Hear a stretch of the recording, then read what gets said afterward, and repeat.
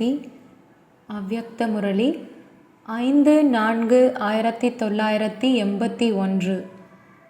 முரளியின் சாரம்: சக்திசாலியான கர்மங்களின் ஆதாரம் தர்மம். இன்று பாப்தாதா தன்னுடைய உலகை மாற்றம் செய்யும் மற்றும் உலகிற்கு நன்மை செய்யும் குழந்தைகளை பார்த்து கொண்டிருக்கிறார்கள். எப்பொழுதிலிருந்து பிராமண வாழ்க்கை ஏற்பட்டதோ அப்பொழுதிலிருந்தே இந்த மகான் கடமையின் எண்ணம் கொண்டீர்கள். பிராமண வாழ்க்கையின் முக்கியமான கர்மமே இதுதான். மனித வாழ்க்கையில் ஒவ்வொரு ஆத்மாவின் விசேஷமாக 2 தாரணைகள் இருக்கின்றன. ஒன்று தர்மம், இன்னொன்று கர்மம். தர்மத்தில் நிலைத்திருக்க வேண்டும் மற்றும் கர்மம் செய்ய வேண்டும். தர்மமின்றி வாழ்க்கையில் கர்மத்தில் வெற்றி கிடைக்க முடியாது. தர்மம் என்றாலே விசேஷ தாரணை. நான் என்னவாக இருக்கிறேன்? இதே தாரணை, அதாவது தர்மத்தின் ஆதாரத்தினால் நான் என்ன செய்ய வேண்டும் என்பது புத்தியில் தெளிவாகிறது. யதார்த்த தர்மம், அதாவது தாரணை இருந்தாலும் சரி, யதார்த்தமற்றது இருந்தாலும் சரி. சக்தியற்ற கர்மமும் யதார்த்தமற்ற தாரணை, அதாவது நான் மனிதன், என்னுடைய தர்மமே மனித தர்மம். இதைத்தான் நீங்கள் தேக அபிமானம் என்று கூறுகிறீர்கள்.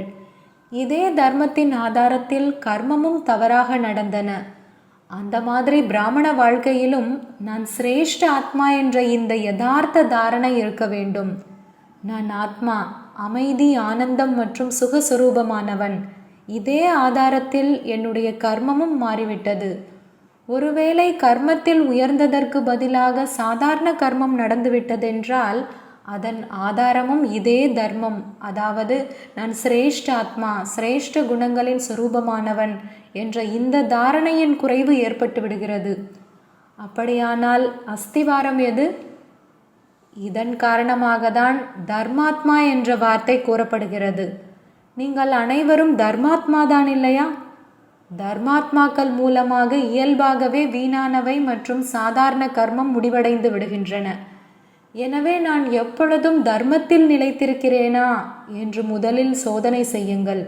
பிறகு கர்மம் தானாகவே சக்தி நிறைந்ததாக நடந்து கொண்டே இருக்கும். நான் யார்? இதுதான் முதல் பாடம்.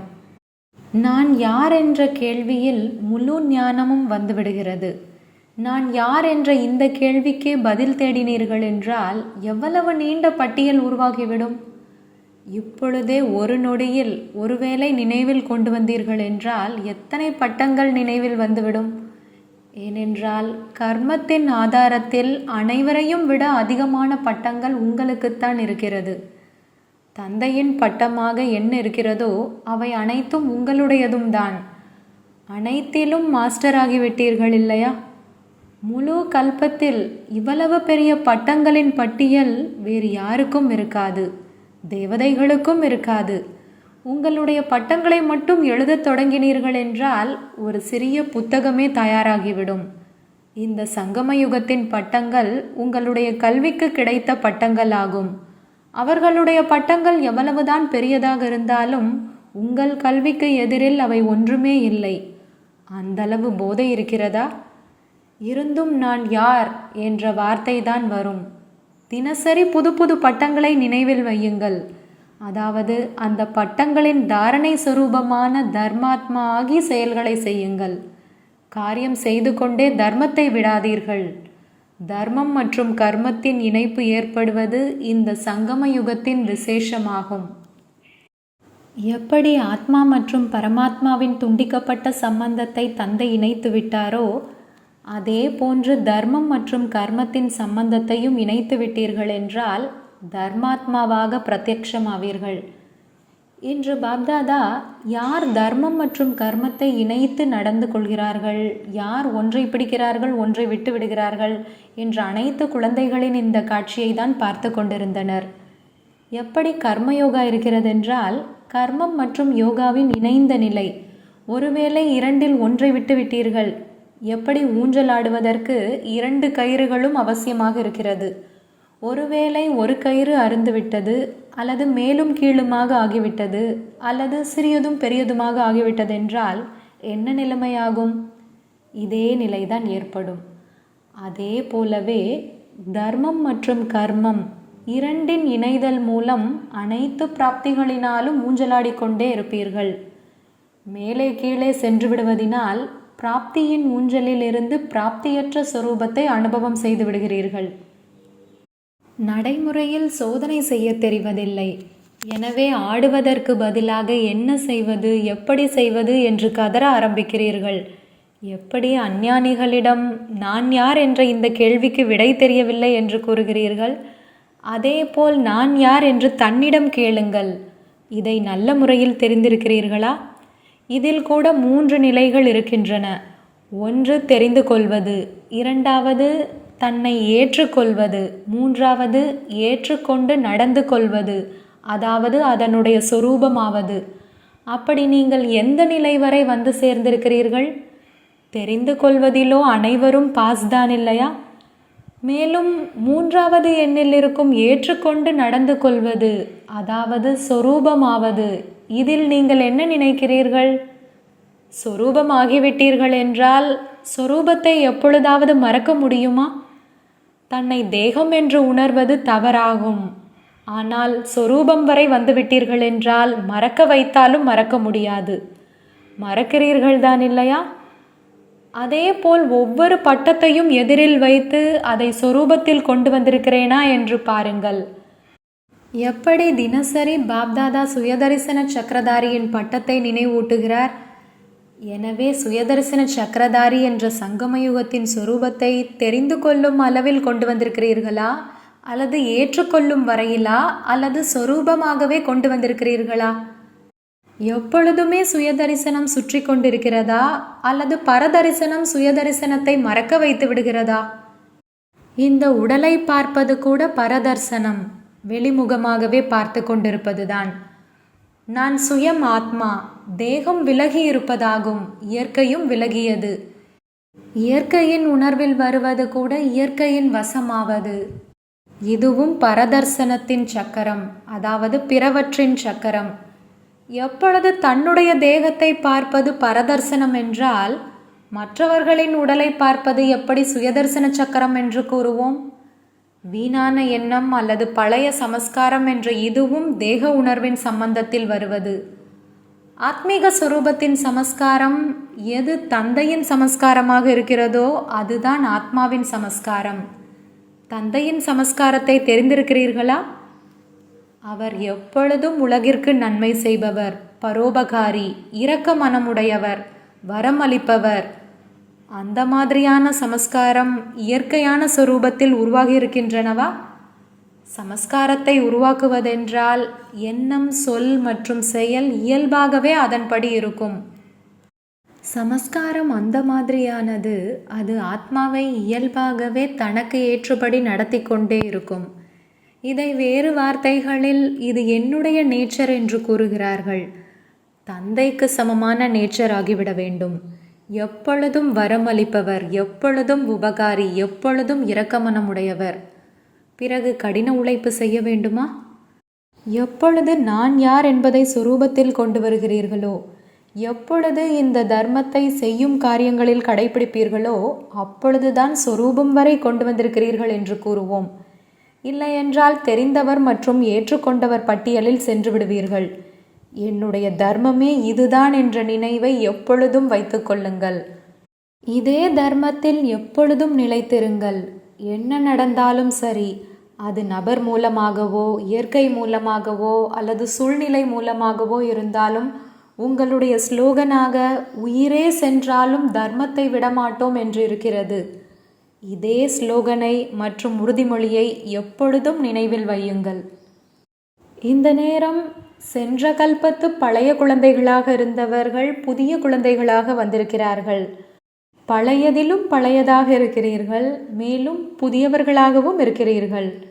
புதிய குழந்தைகள் என்றால் அனைவரையும் விட சிறிய, அனைவரையும் விட செல்லமானவர்கள். புதிய இலை பார்ப்பதற்கு அனைவருக்கும் நன்றாக இருக்கும். அதனால் புதியவராக இருந்தாலும் கூட அதிகாரத்தில் நம்பர் 1, உரிமையை அடைவதில் நம்பர் 1. அந்த மாதிரி எப்பொழுதும் முயற்சி செய்து கொண்டே இருங்கள். அனைத்தையும் விட முதல் அதிகாரம் தூய்மையின் அதிகாரம். அதன் ஆதாரத்தில் சுகம், சாந்தி, அனைத்து அதிகாரங்களும் பிராப்தியாக கிடைத்து விடுகின்றன. அப்படி முதலில் தூய்மையின் அதிகாரத்தை பெறுவதில் எப்பொழுதும் நம்பர் 1 இருக்க வேண்டும். அப்பொழுது பிராப்தியிலும் கூட நம்பர் 1 ஆகிவிடுவீர்கள். தூய்மையின் அஸ்திவாரத்தை ஒரு பொழுதும் பலகீனமாக்காதீர்கள். அப்பொழுதுதான் கடைசியில் வந்தாலும் வேகமாக செல்பவராக ஆக முடியும். பாப்தாதாவிற்கும் குழந்தைகள் மீண்டும் தங்களுடைய அதிகாரத்தை பெறுவதற்கு வந்து சேர்ந்து விட்டார்கள் என்று பார்த்து குஷி ஏற்படுகிறது. எனவே நன்றாக முயற்சி செய்யுங்கள். இப்பொழுது கூட வெகு காலதாமதம் என்ற அறிக்கை பலகை மாட்டப்படவில்லை. அனைத்து இடங்களும் காலியாக இருக்கின்றன. யார் என்று நிச்சயம் செய்யப்படவில்லை. எந்த எண்ணை பெற விரும்புகிறீர்களோ அதை பெற முடியும்.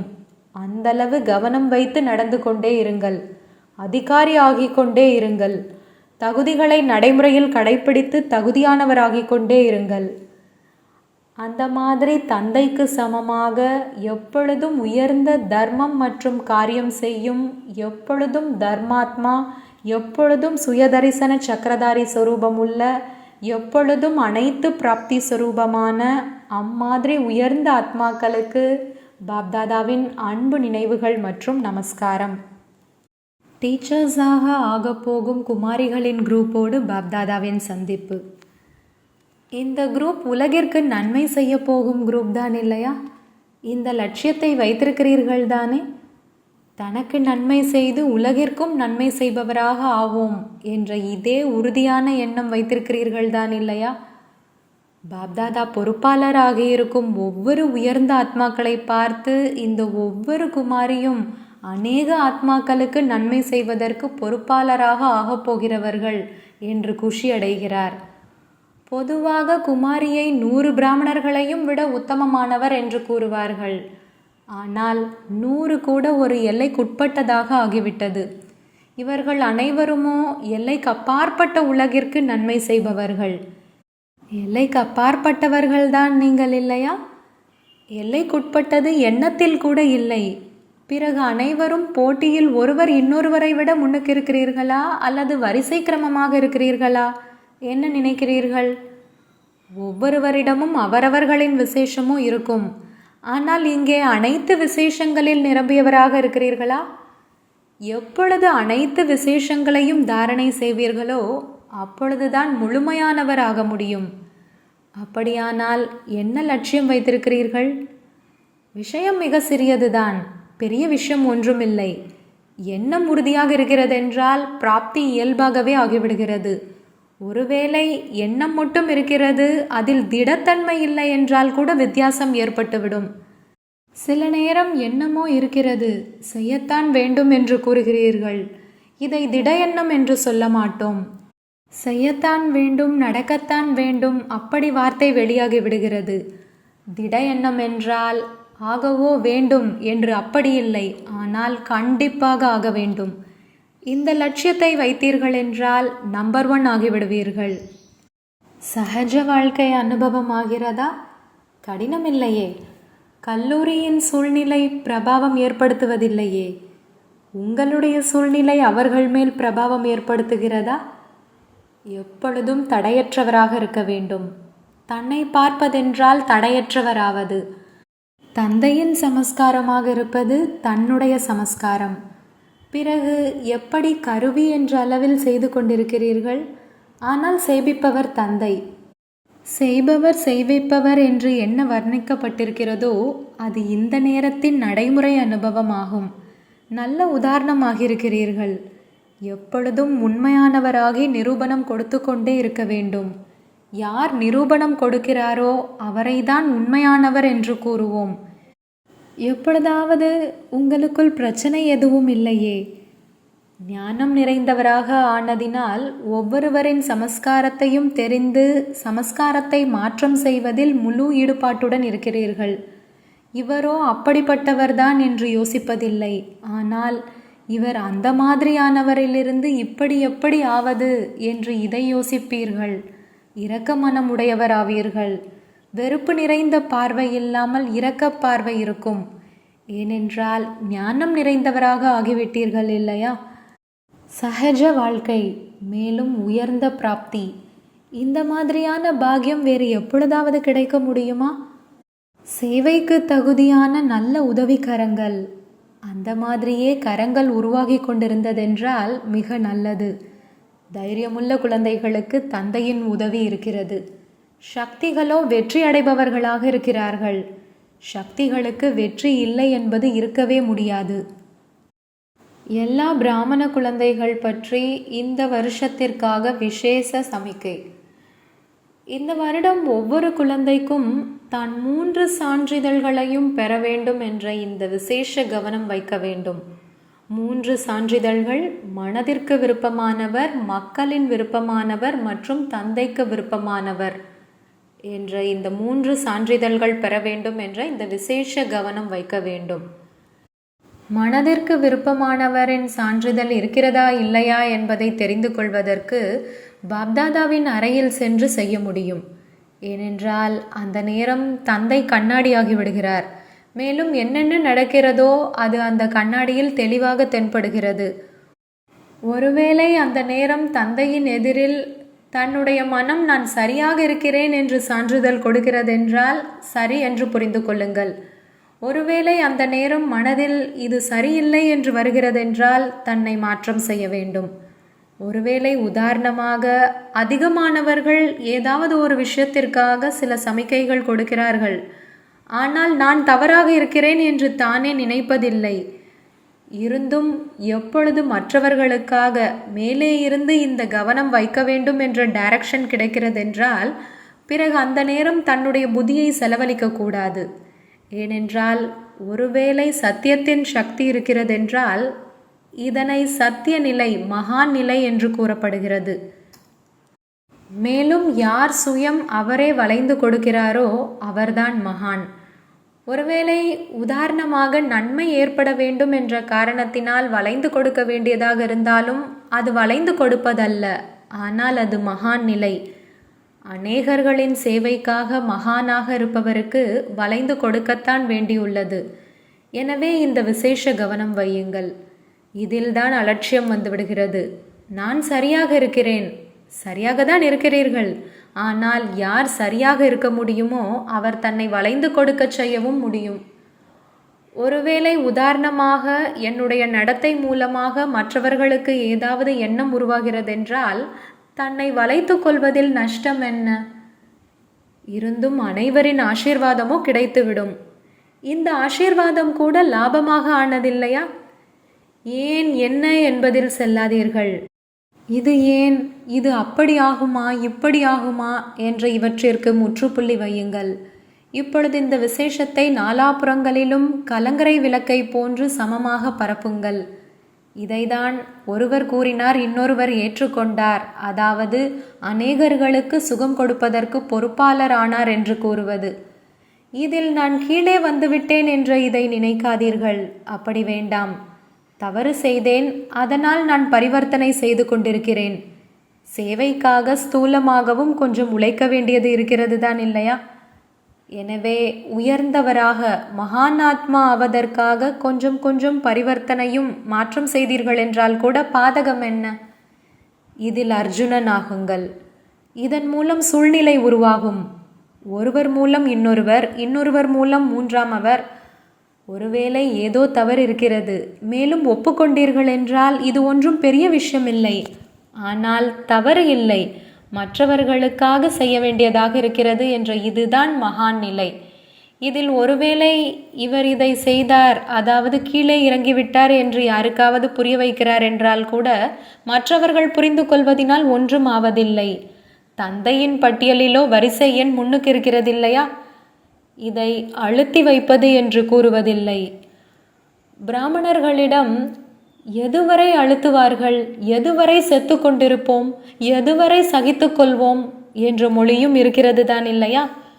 ஒருவேளை இங்கே அழுத்துகிறார்கள் என்றால் கூட அநேகர்கள் உங்களுடைய கால்களை அழுத்தி விடுவார்கள். இது அழுத்தப்படுவதல்ல, ஆனால் அநேகர்களுக்காக பூஜைக்குரியவராவது, மகானாவது. நல்லது.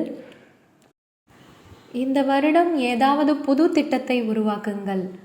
எப்படி பற்றுதலை வென்ற குடும்பத்தின் கதை கூறுகிறீர்கள்? அதில் எந்த உறவினரிடம் சென்றாரோ அவர்களுக்கு ஞானம் சொன்னார் என்று கூறுகிறீர்கள். அப்படி இங்கேயும் குழந்தைகள் உங்களை யாராவது சந்திக்க வருகிறார்கள் என்றால் கூட அவர்களுக்கு நான் ஏதோ ஃபரிஷ்தாவை சந்தித்து கொண்டிருக்கிறேன் என்ற அனுபவம் ஏற்பட வேண்டும். வந்த உடனேயே அவர் மேல் மந்திரம் போடப்பட்டு விட வேண்டும். எங்கே சென்றாலும் யாரை சந்தித்தாலும் அவருக்கு மந்திர சக்தியின் அனுபவம்தான் ஆக வேண்டும். எப்படி தொடக்க காலத்தில் தந்தையை பார்த்தார், முரளி கேட்டார், பரிவாரத்தை பார்த்தார், மகிழ்ச்சியடைந்து சென்றார் என்றால், அதே போல் இப்பொழுதும் ஏதோ யோசித்து கொண்டு வந்தவர் பல மடங்கு அனுபவம் செய்து திரும்பி செல்ல வேண்டும். அந்த மாதிரி இப்பொழுது திட்டத்தை உருவாக்குங்கள். திட எண்ணம் மூலம் அனைத்தும் நடக்க முடியும். ஒருவேளை ஒருவர் அந்த மாதிரி அனுபவம் செய்விக்கிறார் என்றால் அனைவரும் அவரை பின்பற்றி செய்வார்கள். இந்த வருடம் விசேஷமாக சகிப்புத்தன்மையை ஒவ்வொருவரும் தாரணை செய்ய வேண்டும். குழுவிலும் ஒருவர் ஏதாவது சொல்லும்போது நாம் மௌனமாக இருந்தால் அப்படி சொல்பவரால் எதுவரை சொல்ல முடியும்? அவரும் மௌனமாகி விடுவார். பிறரை மாற்ற நாம் கொஞ்சம் பொறுத்து கொள்ளத்தான் வேண்டும். தந்தையும் கூட எத்தனை குழந்தைகளின் சமஸ்காரத்தை மாற்றினார்? பிரம்மா பாபாவையே அவமதித்தனர் எனில் நீங்கள் எம்மாத்திரம்? எப்போது தந்தை அனைத்தையும் சகித்து கொண்டு மாற்றம் செய்தார் என்றால் ஃபாலோ ஃபாதர். இதற்கு தேவை தைரியம். குஜராத் பார்ட்டிகளுடன் எப்படி சாகாரத்தில் வந்து போவது சகஜமாக இருக்கிறதோ அதுபோல் கர்மாத்தீத் நிலையில் இருப்பதற்கான பயிற்சி உள்ளதா?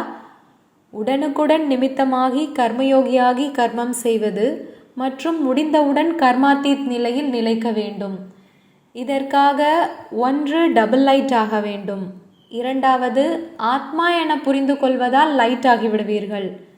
யார் சதா நினைவு மற்றும் சேவையில் இருக்கிறாரோ அவருக்கு பிரத்யக்ஷ பலன் கிடைக்கிறது. எப்போது சர்வசக்திவான் குழந்தைகள் ஆகிவிட்டீர்களோ அப்போது சகஜ யோகிகள் தானே. நல்லது.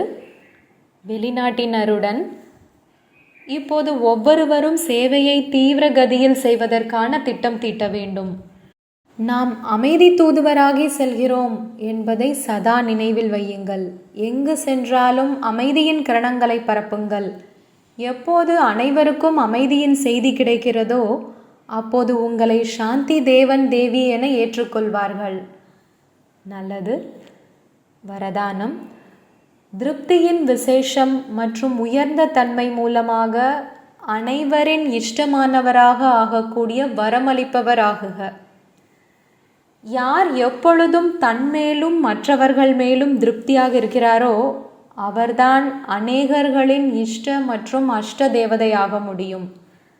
அனைத்தையும் விட மிகப்பெரிய குணம் என்று கூறினாலும், தானம் என்று கூறினாலும், அல்லது விசேஷம் மற்றும் உயர்ந்த நிலை என்று கூறினாலும் அது திருப்திதான்.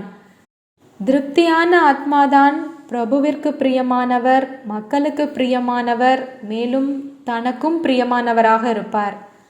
அந்த மாதிரி திருப்தியான ஆத்மாதான் வரமளிக்கும் ரூபத்தில் பிரசித்தி ஆவார். இப்பொழுது இறுதி நேரத்தில் மகாதானி ரூபத்தையும் விட அதிகமாக வரதானி ரூபம் மூலமாக சேவை நடக்கும். ஸ்லோகன். யாருடைய நெற்றியில் எப்பொழுதும் வெற்றி திலகம் மின்னிக்கொண்டிருக்கிறதோ அவர்தான் வெற்றி ரத்தினம் ஆவார். ஓம் சாந்தி. तुम बच्चों को तो सर्विस करनी है जो बाबा कहते हैं सबको ये बताओ कि देखो तुम्हारा एम एंड ऑब्जेक्ट ये है, एक गीता है बगैर ये राजयोग है ना बच्चे। कैसे है राजयोग? बिल्कुल सहज है कि बाप को याद करो तो ये वैसा मिलेगा तुमको। ओम शांति।